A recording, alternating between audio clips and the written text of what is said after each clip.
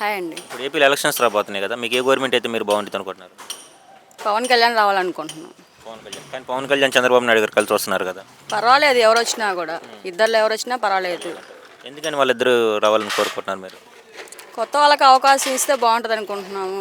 Plus అది కాకుండా అంటే చంద్రబాబు నాయుడు ఎలక్షన్ అదే గెలిచిన తర్వాత చాలా బాగుంది.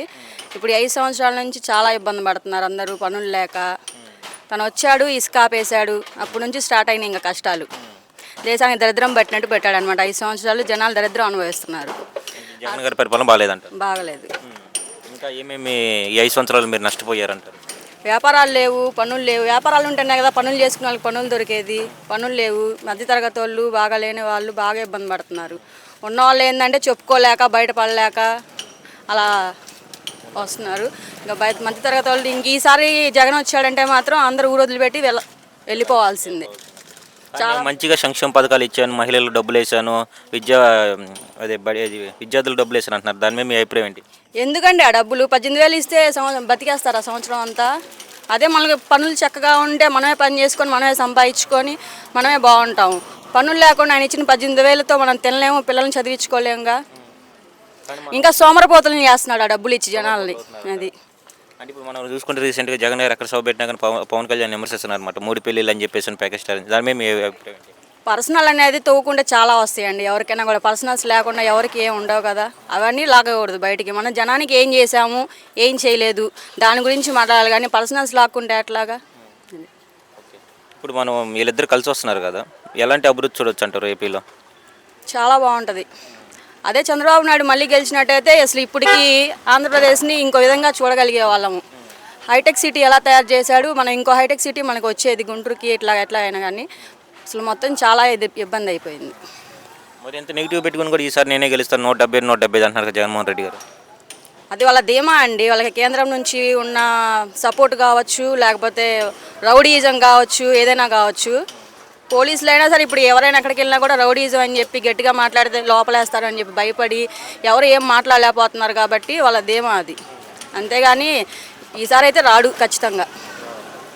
ఇప్పుడు మీరు 2014లో చంద్రబాబు పరిపాలన చూశారు, 2019 నుండి 24 వరకు జగన్ గారు చూశారు కదా, ఇద్దరు ఎవరిది బెటర్ అంటారు మీరు?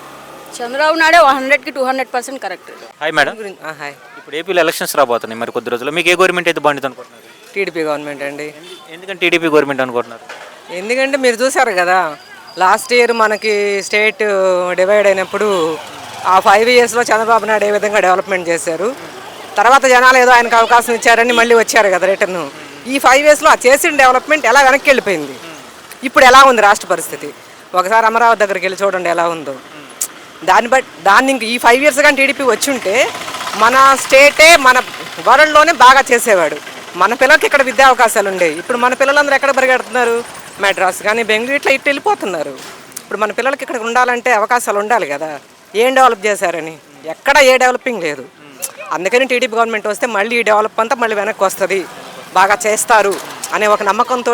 అంటే మహిళలకి డబ్బులు ఇస్తున్నాను మంచిగా, పిల్లలకి సంక్షేమ పథకాలు అమ్మఒడి అన్నీ ఇస్తున్నారు అంటారు జగన్మోహన్ రెడ్డి గారు.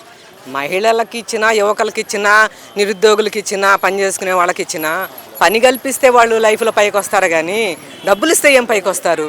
డబ్బులు ఇచ్చి సోమరిపోతులు చేస్తారు. ఎవరిచ్చినా అది ఏ గవర్నమెంట్ అయినా సరే డబ్బులు ఉచితంగా ఇస్తే సోమరిపోతులు అవుతారు. కానీ పని ఎట్లా చేసుకుంటారండి? పని కల్పిస్తే పని చేసుకొని బ్రతుకుతారు. ఉపాధి అలా చూపించాలి. డబ్బులు ఇస్తే నువ్వేం చేస్తావు? తిని పడుకుంటావు, సోమరిపోతు అవుతావు. జీవితంలో ఎలా పైకి వస్తావు? నువ్వు ఎలా ఉన్నాడో అక్కడే ఉంటావు. అది ఈ గవర్నమెంట్ కరెక్ట్గా చేస్తుంది అనే నమ్మకంతో టీడీపీ గవర్నమెంట్ రావాలని కోరుకుంటున్నాం మేము. టీడీపీలో పవన్ కళ్యాణ్ గారు పొత్తు పెట్టుకున్నారు కదా, పొత్తు పెట్టుకుని కానీ పవన్ కళ్యాణ్ విమర్శిస్తున్నారు 3 పెళ్ళిళ్ళు ప్యాకేజ్ స్టార్. దాని మీద మీ ఫీలింగ్స్ ఏంటి? పర్సనల్కిను రాజకీయానికి సంబంధం ఏంటి చెప్పండి ఫస్ట్. పర్సనల్ రాజకీయంలో తీసుకురాకూడదు కదా. ఆయన 3 పెళ్ళిళ్ళు వల్ల ఈ రాష్ట్రానికి ఏమైనా నష్టం జరిగిందా? లేదు కదా. అది ఆయన వ్యక్తిగతం, అది మనకు అనవసరం. పవన్ మంచి వ్యక్తి, రాజకీయాలు రాయిస్తాడో ఏదో పక్కన పెడితే వ్యక్తిగతంగా మంచి వ్యక్తి, మంచి చేస్తాడనే నమ్మకంతో కలుపుకున్న విషయం కూడా దీనికోసం కాదు కదా. దీనికోసం ఓట్లు చీలకూడదనే ఉద్దేశంతో కలుపుకున్నారు. గవర్నమెంట్ టీడీపీ ఫామ్ చేయాలంటే కలుపుకోవాలి, ఓటు చీలకూడదు. లాస్ట్ టైం అలా ఓటు చీలినందువల్లే మన గవర్నమెంట్ రాలేదు. దానికోసమనే కలుపుకున్నారు, పొత్తుతోటి కలిసి ముందుకు వెళ్తున్నారు. దానివల్ల ఎవరికి నష్టం లేదు కదా. జనాలకు మంచి జరిగిందనే నమ్మకంతో తీసుకున్నారు అంతే. ఇప్పుడు మనం చూసుకుంటే రీసెంట్గా సిద్ధం అనే సభలో జగన్ గారు ఏమన్నారంటే సైకిల్ ఏమో బయట ఉండాలి, గ్యాస్ ఏమైనా సింక్లో ఉండాలి, ఫ్యాన్ ఏమైనా ఇంట్లో ఉండాలి అని చెప్పేసి అంటున్నారు కదా, దాని మీద మీ ఫీలింగ్స్ ఏమంటారు? ఈ స్లోగన్స్ చెప్పుకోవడానికే పనికొస్తాయి. స్లోగన్స్ చెప్పుకోవడానికే పనికొస్తాయి. సినిమాల్లో 100 డైలాగులు ఉంటాయి, బాలకృష్ణ గారు 100 డైలాగులు చెప్తారు, అవన్నీ బయట చేసి మీసం కూడా తలదిప్తే ఊరుకుంటారు ఏంటి? అవి పనికొస్తాయి అంతే స్లోగన్లు. అవి దాన్ని స్టేజ్ మీద చెప్పుకోవడానికే పనికొస్తాయి. అవి బయట ఏం పనికిరావు, ఏం పనికిరావు. జనాలలో మార్పు కోరుకుంటున్నారు, మారుస్తారు, వస్తుంది గవర్నమెంట్ రావడం అనేది ఎవరన్నా టీడీపీయా వైసీపీ అని కాదండి.